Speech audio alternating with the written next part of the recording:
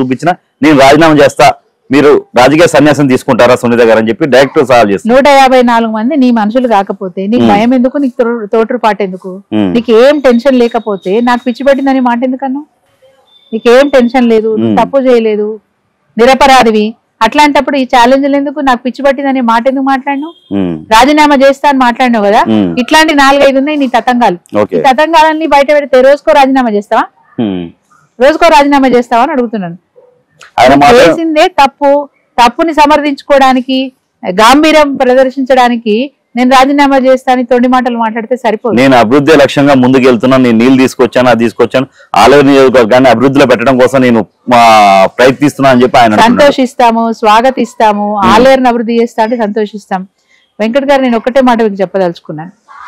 2001లో party ప్రారంభించినప్పుడు కేసీఆర్ గారు ఆ రోజు గులాబీ జెండా పట్టి పనిచేసినాం. ఆ రోజు నుంచి మా తపన ఒకటే, తెలంగాణ రాష్ట్రం సిద్ధించడం అనేది మా కళ. దాన్ని సాకారం చేసుకున్నాం.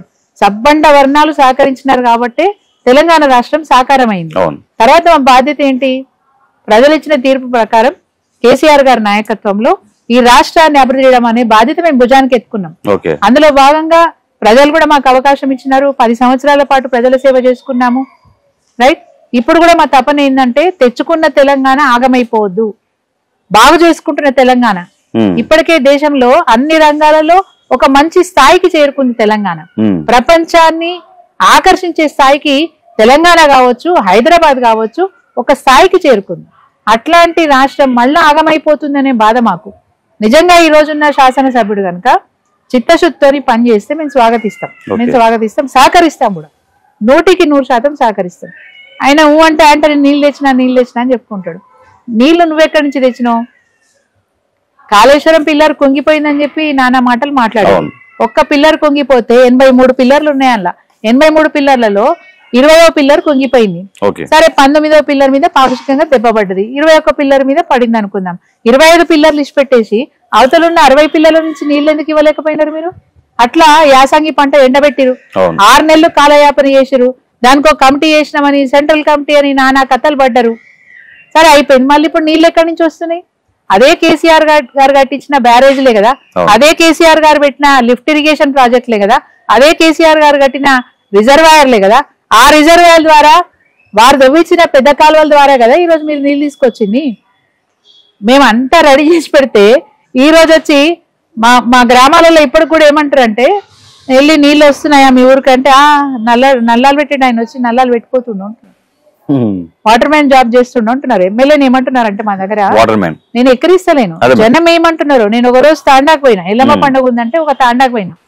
ఆ గుడి దగ్గర కొబ్బరికాయ కొట్టు మేడం అంటే, కొబ్బరికాయ కొట్టిన తర్వాత వాళ్ళందరూ తాండా వాళ్ళందరూ వచ్చి విష్ చేస్తా ఉన్నారు. నమస్తే అమ్మ, బాగున్నారా, అది ఇదని విష్ చేసినాక మీరు బాగున్నారా నేను మాట్లాడుతుంటే ఒక పెద్ద మనిషి అడిగాడు నన్ను. దాదాపు 75 ఏళ్ళు ఉంటాడు.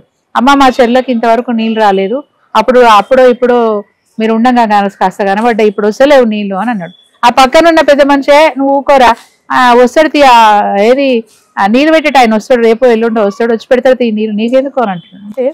నేను అడిగినా, ఏంది పెద్ద మనిషి ఎట్లా అంటున్నావు అంటే, ఆ ఊరు తిరుగుకుంటా నేనే నీళ్ళు ఇస్తున్నా అని చెప్పుక తిరుగుతుండు కదా అని. వాళ్ళకి ఊరికి ఆ తాండాకి ఎదురుగా పెద్ద కాలువ కనిపిస్తుంది, ప్యాకేజ్ 16 కెనాల్ కనిపిస్తుంది. అది ఎవరు తవ్వించిరమ్మా? ఈ కిందికున్నది. అరే, ఆయన ఎంబడున్నాయనని, అరే ఆ రిజర్వాయర్ ఎవరు కట్టించారు? నీళ్ళు వస్తలేవని మాట్లాడుతున్నావు. వస్తాడు రేపు, నీళ్ళు వదిలేట ఆయన వస్తాడు, రేపు వచ్చి పెడతాడు పో అంటే ఒక వ్యంగ్యంగా ప్రజలలో కూడా ఒక వ్యంగ్యం. ఆయన చెప్పుకునే మాట ఒక తీరుంది, ప్రజలు మాట్లాడుకునే తీరు ఒకటి ఉంది. నువ్వు నీళ్ళు ఇస్తున్నావు, మేము సంతోషిస్తాం, మేము కాదనట్లేదు, దాని మీద మా విమర్శ కూడా ఏమీ లేదు. కానీ ఏమీ చేయలేదు. గతంలో ఒక యూట్యూబ్ ఛానల్కి ఆయన ఇంటర్వ్యూ ఇస్తూ 2-3 ముచ్చట్లు చెప్పాడు. మేము పని చేయలేదని, చిత్తశుద్ధి లేదని మాట్లాడాడు. 10 మీటర్ల కాలువ తవ్వలేదని మాట్లాడాడు ఆయన. ఎప్పుడు చెప్పాడంటే, గుండాల మండలం, నా నియోజకవర్గంలో 8 మండలాలు ఉంటాయి. గుండాల మండలంలో 2017లో నేను నీళ్ళు ఇచ్చాను. అప్పుడు కేసీఆర్ గారి ఆశీర్వాదం, తన్నీరు హరీష్ రావు గారు ఇరిగేషన్ శాఖ మంత్రిగా వారి సహకారం, అదేవిధంగా అది నిర్మాణం చేసి నవాపేట రిజర్వాయర్ నిర్మాణం చేసింది కూడా స్టేషన్ గన్పూర్ నియోజకవర్గంలో ఉంటది. అక్కడ తాటికొండ రాజయ్య గారు శాసనసభ్యుడు, వారి యొక్క సహకారం, మన ఎర్రవెల్లి దయాకర్ రావు గారి సహకారంతో నవాపేట రిజర్వాయర్ ద్వారా 2017లో 23 ట్యాంకులు నింపుకున్నాం మేము గుండాల మండలంలో. నా నియోజకవర్గం చాలా పేద నియోజకవర్గం, చెప్పాలంటే కరువుతో అల్లాడిపోయిన నియోజకవర్గం. ఒకప్పుడు గడ్డి కొనుక్కోవడానికి, పశువులకు గడ్డి కొనుక్కోవడానికి కూడా అల్లాడిపోయిన నియోజకవర్గం, అంత బీడుపడ్డ భూములు ఉన్నాయి మా దగ్గర. అట్లాంటి నియోజకవర్గానికి మొట్టమొదటిసారి గోదావరి జలాలు వచ్చినాయి అంటే గుండాల మండలానికి వచ్చినాయి. 23 ట్యాంకులు నింపుకున్నాం. అవసరమైన చోట చెక్ డ్యాంలు కట్టుకున్నాం. నేను గర్వంగా చెప్తున్నా, 49 చెక్ డ్యాంలు కట్టించినాను నా నియోజకవర్గంలో. 49 చెక్ డ్యాంలు కట్టించినాను. చెక్ డ్యాంలు కట్టించింది నేనే, కాలువలు తప్పించింది మేమే. ఈవెన్ మీరు నమ్ముతారో నమ్మరో, 2017లో నేను 8 మండలాల్లో కూడా ఇరిగేషన్ శాఖ అధికారులతోని వాళ్ళ సహకారం తీసుకొని అన్ని మండలాల్లో పవర్ పాయింట్ ప్రెజెంటేషన్ నేను ఇచ్చాను.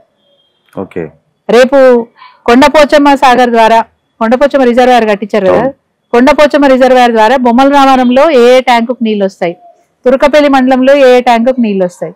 అదేవిధంగా ఎం తుర్కపల్లి కెనాల్ వేరు, తుర్కపల్లి కెనాల్ వేరు. సో ఎం తుర్కపల్లి కెనాల్ ద్వారా ఎట్లా నీళ్ళు వస్తాయి, లెఫ్ట్ కెనాల్కి ఎట్లా వస్తాయి, రైట్ కెనాల్ ద్వారా ఎన్ని గ్రామాలకు వస్తాయి, అట్లా ఏ మండలానికి ఆ మండలానికి వివరంగా చెప్పుకుంటూ వాళ్ళకి ఇంకో మాట కూడా నేను చాలా స్పష్టంగా అన్ని మండలాల్లో చెప్పినాను. పూర్వం మన పూర్వీకులు, మన తాతలు, మన ముత్తాలకు తెలిసినా మనకు తెలియకపోవచ్చు, ఫలానా చెరువు నిండి అలువు వారితే కింద చెరువులోకి నీళ్ళు వస్తాయి, మా ఊర్లో చెరువులకు గా చెరువు నిండికి వస్తాయని ఒక నానుడి ఉంటది. మీకు తెలిసి ఉండొచ్చు, తెలియకపోవచ్చు. తెలుసుకోండి. తెలుసుకొని మీరేం చేయాలి?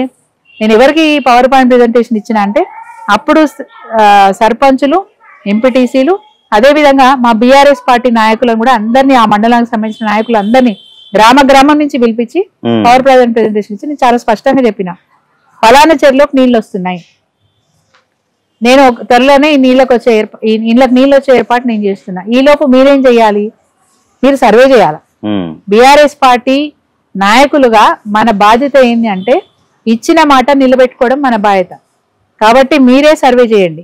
మీ ఊర్లో చెరువులోకి నీళ్ళు రావాలంటే ఎక్కడి నుంచి నీళ్ళు వస్తాయి మీ ఊర్లో వాళ్ళకి తెలుస్తుంది.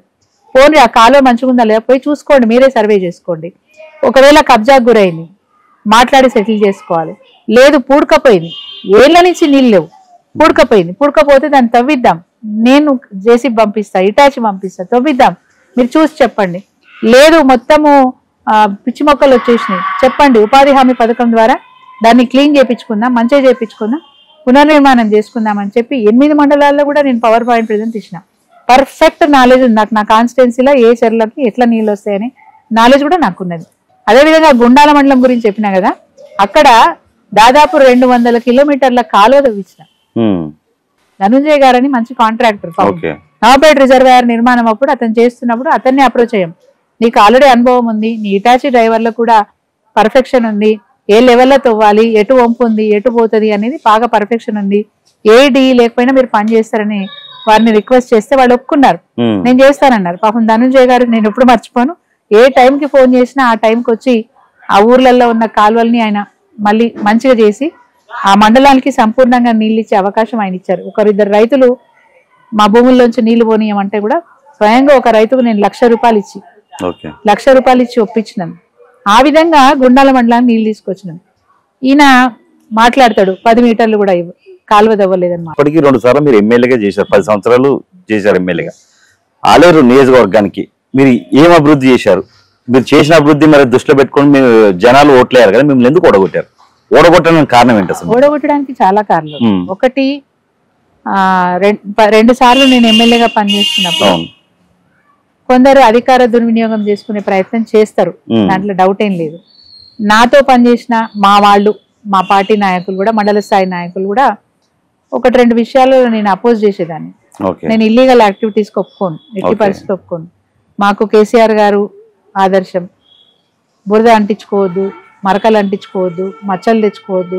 ఒక్క ఎమ్మెల్యే తప్పు చేస్తే పార్టీకి అంటుకుంటుంది, పార్టీకి అంటుకోవడం వల్ల మనం నష్టపోతాం, మన బాధ్యత పెద్దది అని అట్లా మాకు చెప్పేవారు.